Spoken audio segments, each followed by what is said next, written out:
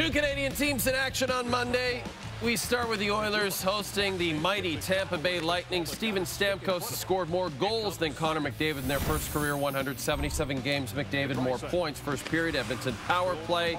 And McDavid tips home his 18th of the season. First career point against the Bolts. McDavid now has a point against every team in the National Hockey League. You're watching SportsCenter with Jay and Dan, presented by Tim Hortons, by the way. Braden Coburn putting McDavid into the Lightning bench. McDavid gets a little help from Matthew Pekka back onto the ice. Now tied at 1. Stamkos calls for the trip. Edmonton back on the power play. McDavid to Ryan Strome. And Leon Draisaitl will tip it in. McDavid's second point of the game. Edmonton with 2 power play goals. Oilers up 2-1. Second period, more from the reigning Hart Trophy winner. I feel like that was an underwhelming call by the Tampa play-by-play guy. That was an incredible goal. Second of the game, 19th of the season for McDavid. Then chips the puck past Victor Hedman, stopped by Andrei Vasilevsky. McDavid sitting on 2 career hat tricks. Denied his third here, but in the third, more Connie. What a night for Connor McDavid. Third career hat trick, 4th career 4-point game. McDavid also owns the most games with 3 or more points since the start of 2016. Edmonton now up 5-2. And looking for his first career 4-goal game, 2-on-1 with Leon Draisaitl. McDavid can't score, so he flips it to the front of the net, and it's in! Chris Kunitz actually put it in his own net. A career night for Connor McDavid, 4 goals. 5 points, a dominant game, 9 shots, 9 scoring chances. First Oiler with 4 goals in a game since Sam Gagner in 2012. He is now tied for 3rd in NHL scoring after this performance. Connor! I just felt good. I don't know, I don't know. I felt good all day and had a good nap and, whatever. Anytime the #1 team rolls into your building, you need to be up for it. You need to be ready to go. We've laid a few eggs against the teams on the East Coast, and we needed a good one against an Eastern team. There's a secret to all you young hockey players out there. Get a good nap in. Yeah, naps are tough, though. You have to have the right conditions. They're the best. I might take one midway through this show when you're doing some highlights. No chance, because we've got so many. We do. It's actually a very exciting show, post-Super Bowl. In Toronto, the Maple Leafs are in action. Everyone talking about this one, the return of Randy Carlyle. Yes, he's back. Oh, no one was talking about it? No, not really. The Leafs open up a 5-game homestand facing the Ducks. Austin Matthews was held to just 1 shot by Patrice Bergeron on the Bruins Saturday. 6 minutes into this one. What? Wraparound still work? Matthews with a wraparound for his team leading 24th of the season. 1-0 Buttleton's early second. Mitch Marner can't clear the zone. Ducks keep it in. Seconds later, Ryan Getzlaf in front. And Getzlaf beats Freddie Anderson for his 7th very early into the second. That ties it at 1. 5 minutes later, Ducks cough it up. Jake Gardiner pokes it away from Andrew Cogliano. Will Nylander scores his 11th. 2-1 Leafs, still in the second. Corey Perry to Getzlaf to Ricard Raquel. Slides in the backhander for his 20th. Perry had 4 assists in this game. Game tied at 2. After the Ducks took the lead, Perry, who hails from Peterborough, Ontario, drives to the net. This is going down. Skate comes up, catches Freddie Anderson in the head. Anderson shaken up, and he left this game, did not return. Curtis McElhaney had to take over in net. Leafs on the power play. Marner takes the pass and beats Ryan Miller. Marner's 10th of the season ties this game at 3 apiece. 2 minutes later. Yeah, it was a wild one. Jake Gardiner, point shot. Leo Komarov in front. Redirects his 5th. 4-3 Leafs. Teams combined for 6 goals in a wild middle stanza. After Raquel's 2nd of the night, tied it at 4. The Leafs. Gardiner, what a pass to Spring Nylander. Scores his 2nd of the game. Gardiner and Nylander both had 3-point nights. Leafs take a 1-goal lead. And Matthews, he also had a 3-point night. Late in the 3rd, there's some insurance. Leafs beat the Ducks 7-4. Babcock on Freddie. Yeah, I think fine. I just was talking to him. Seems good. We'll see what goes on tomorrow. Here's a telling stat about that guy. Since the 05-06 season, Matthews has the second most goals of any player in their first 127 games. One more than Sid the Kid, as Matthews has 25 this season after racking up 40 in hhis Calder-winning campaign. New York Rangers fans have essentially been told that their team's season is over, despite the fact the Rangers entered play on Monday just 2 points out of a playoff spot. Rick NASH, he was asked to give his GM his list of 18 teams he would not accept a trade to, starting the path that will lead to Nash being out of New York City. Nash is an unrestricted free agent at year's end. He will go deeper into that in this show. We will. He won't. We'll go deeper into that in this show. Rangers, they were in Dallas, New York, up 1-0 on the power play in the second. Nash sends a great pass to Matt Zuccarello. But Ben Bishop, big stop. Evening, Bishop. 5 left in the frame. Tyler Seguin from the high slot. Watch this. Howitzer. Dallas scores on their 31st shot of the game. Seguin with his team-high 26th this season. Rangers lose their 3rd straight. And you can see the Isles were in action hosting the Preds. Pekka Rinne has been exceptional lately, searching for his 8th straight win, his longest win streak in 6 years. New York power play in the first, Josh Bailey, to the captain of your New York Islanders, John Tavares. He has 27 goals, matching John Tonelli's jersey number. Now 2 on Preds. Ryan Pulock pinches and blasts one past Rinne. And we're tied at 2. 3 minutes later, Casey Cizikas tucks it in short side. Rinne allowed 4 goals in this one for the first time in over 6 weeks. We're jumping to the 3rd, final minute. Preds down 1. Ryan Johansson, side of the net, buries it and ties it and sends it to overtime. And it was an exciting overtime period. 2-on-1 for the Isles. Tavares, crossbar. Minute later, Rinne robs Matthew Barzal with the glove, keeping the game going. And the Preds would then go on the attack. It's Roman Josi, the Preds captain, flipping it to Nick Bonino, who sends it back to Josi. He's got 9 on the year. The Preds score 3 unanswered to win it 5-4, thanks to Roman Josi, perhaps the most underrated defenseman in the National Hockey League. Mark Scheifele participated in full contact practice Monday. The Star Center spoke for the first time since sustaining an upper body injury December the 27th. Feeling good right now. It's nice to get some bumps in and be feeling good from it. So, I'm happy with my progress. I still gotta get another evaluation, so the timeline's still up in the air. But as of right now, I'm feeling good and recovery's going well. Well, Mark got cleared for full contact, got through the practice today. We'll see how he comes back in tomorrow. I don't have him in the lineup, but he has 2 more days like that, then he'll play against St. Louis. All right, so he won't play against the Coyotes, but you can see the Jets take on the former Jets beginning at 6:30 Central on TSN3 on Tuesday. And you will definitely, if you go on Twitter, see some hilarious Randy Turner tweets. Zach Lowe of ESPN noted last week that there wasn't a lot of demand for Blake Griffin around the NBA when he became available. It took a franchise like Detroit, middling, desperate to win, desperate for relevance, content with being a pretty good playoff team as long as Griffin and Andre Drummond stay together. Well, they have been playing well. They were hosting the Trailblazers on Monday. Griffin has averaged 20 points and just under 10 boards in 2 games since the trade. And here Griffin finds Andre Drummond. Drummond, by the way, named Player of the Week earlier Monday. He finished with 17 points and 17 rebounds. These two are going to be great together.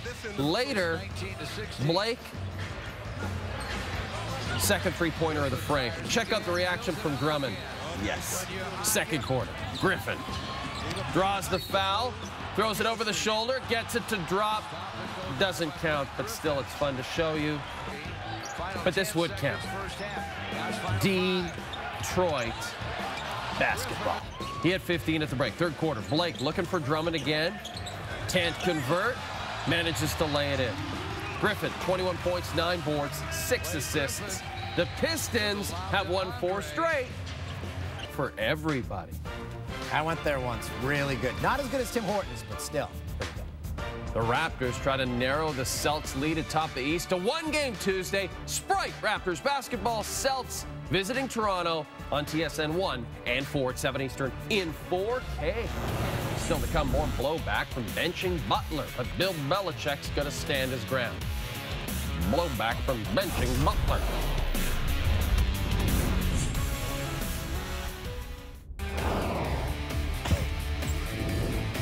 Mickey, not much to say.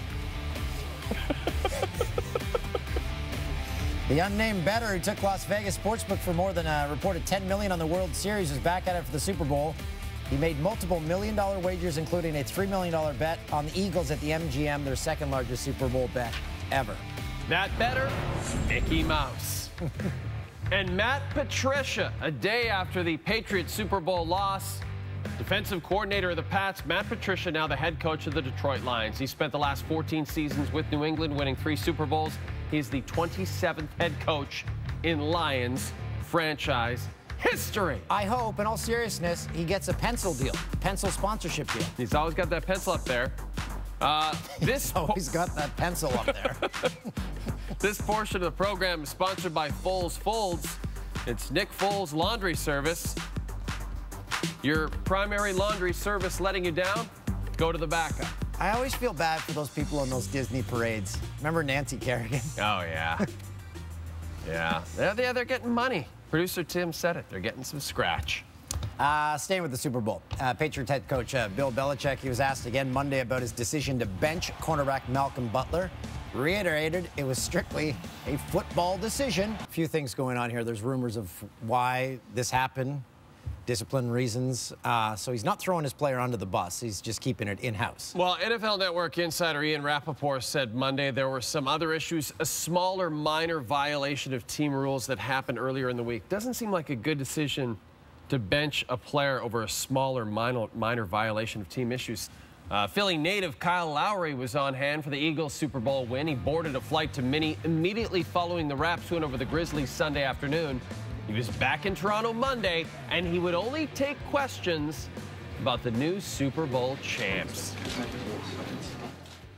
I don't think I understand the severity of me saying I will not talk about anything but the Eagles. Y'all can get me the shoe round tomorrow when that matters, but today, nothing matters but my Eagles. How'd you react to that trick play on 4th and 1? Man, Doug got some huge mangoes. That's all I have to say about that one. When they throw up that Hail Mary, what's in your head? It's Tom Brady, so holy. Yeah. God! A lot of those words. Were you tempted to divert the plane and go to Philly, maybe see what? Nah, I ain't want no action in that city. I ain't want no cars flipping over, banners ripped down, poles getting climbed up. But that's what you do when you win a championship. You ain't never have a football championship. I see Lowry went to the Jeff Kent School of Hat Wearing. Yeah, it's a nice one too. I like the throwback. Nice lid. Remember on Sunday, how Kevin Hart, he got denied trying to get on the stage during the celebrations? Well, he explained his actions. Me trying to go on stage with the trophy, definitely in the top 2 stupidest things I've ever done, but who cares? The Eagles won a Super Bowl. Yeah, I'm still a little tipsy, but the world can kiss my ass. Yeah, wear your socks. Shut up, I ain't got socks on because I'm tipsy. And my wife was the first one that said, babe, don't go up there. I told my wife, no, honey, chill out. I got to be up there with my city. How did it work out? It didn't work out good. That man did his job, didn't he? He said, Kevin Hart, I know who you are, but you can't be up here. I said, hell if I can't. I went to walk, he put his hand on my chest. Who gives a shit? Go Eagles, fly, Eagles, fly. Hey, stout, bro, when he put his hand. No, he was firm. I always liked Kevin Hart. Now I love Kevin Hart. Yeah. Continue to be in every movie that comes out. I like the idea of him just doing that, just those Instagram videos at night after he's a little tipsy. According to TSN hockey insider Bob McKenzie, the New York Rangers have asked pending UFA Rick Nash to submit his no-trade list.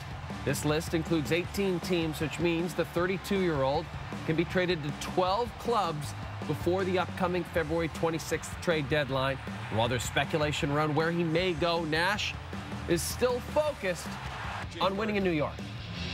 Nash is in the final year of an 8-year deal. Annual cap hit $7.8 million. Brooksy, Larry Brooks, the New York Post, says the Rangers will retain half of Nash's $7.8 million cap hit in a deal. That's an interesting night sitting around the coffee table or the dinner table making that list. Who do you think's on it? Not Arizona. Arizona's definitely on the no-trade list. Yeah. Buffalo's probably there. Chicago might be there. They're in the bottom 10 of the NHL. Nah, I'd probably go there. Why wouldn't you go there? With more, here's the man that broke the story, TSN hockey insider Kevin Hart. I'm sorry, Bob McKenzie.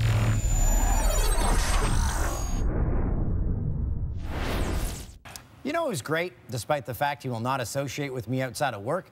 Bob McKenzie, because only Bob can break down where Rick Nash should land in the best Bob way possible. Let's not overthink this. We're talking Rick Nash. Go to NASHville. Oh, duh. Makes sense. Rick Nash. Go to NASHville. Oh, duh. Makes sense. Rick Nash. Go to NASHville. Oh, duh. Makes sense. Plays of the week, done. We're just 3 weeks away from Trade Center. Dan and I are going to Korea to do Sports Center with Jay and Dan in Korea through the whole Olympics. Then we are flying back in time to do our show the evening of Monday, February 26th. Just in time for Trade Center. We can't wait. Yeah. We insisted. The Oscars are now less than a month away. What can you fill the void in with your life with in the meantime? And will Dan pick up his cards? All right. Those questions are coming up. The Jannies are next. Man, they just keep getting better. Jannies time. It's our favorite and least favorite plays of the evening. This one from the Ducks and Leafs. Ron Hainsey trying to clear the puck on the penalty kill. Instead, he drills ref Kendrick Nicholson. He finds the puck and apologizes to Nicholson, which seems like a good idea. He didn't even flinch. Nikola Mirotic made his first start in his second game for the Pellies. Awful pass to turn the ball over. Good crowd on hand for this game, though. Just filling every seat available. Let's get back to the Ducks and Leafs. This one was full. Corey Perry, to Ryan Getzlaff, to one woman's strange erotic journey from Milan to Minsk, Ricard Raquel. That trio combined for 3 goals and 6 assists in a losing cause. Lance Stevenson having some fun. Back to the basket. Headset. He made just 4 of 14 from the field in the actual game. And his team lost. Remember that Zach LaVine was a slam dunk champ? Yeah. Look at that. Loving those Kings unis. Here's another great save from Monday. Matthew Barzal. Great opportunity robbed by Pecorine.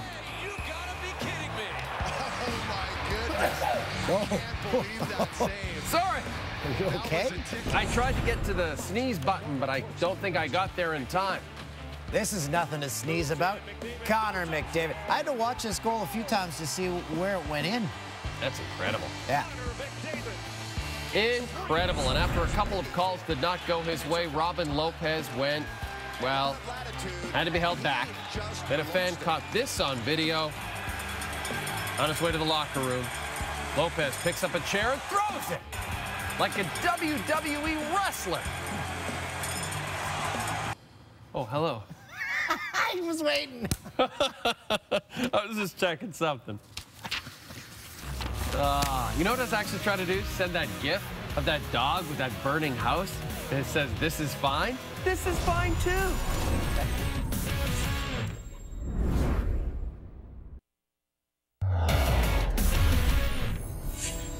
And now, a tribute to Dad. Dad.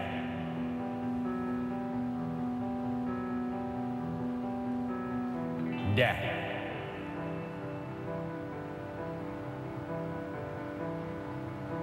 Also, Dad.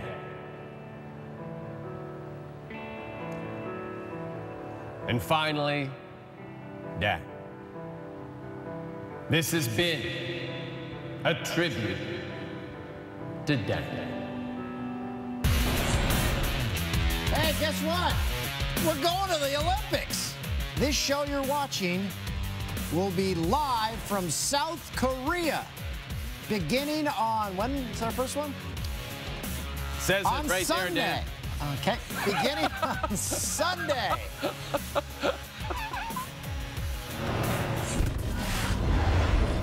It's the worst play of the day. Ducks and Leafs. One woman's strange erotic journey from Milan to Minsk. Ricard Raquel beating Curtis McElhaney from a tight angle. It's the worst play of the day. You know what this one was going to be. McDavid. Connor McDavid. Moves in. McDavid goes upstairs. What a goal! Yeah, what a goal indeed. Connor McDavid. It's Beauty. 3-1 Edmonton. Man, I blew it. I can't get anyone's age right. I said Rick Nash was 32. He's 33. I said Darius Bowman was 37. He's only 32. I'm very sorry about that one.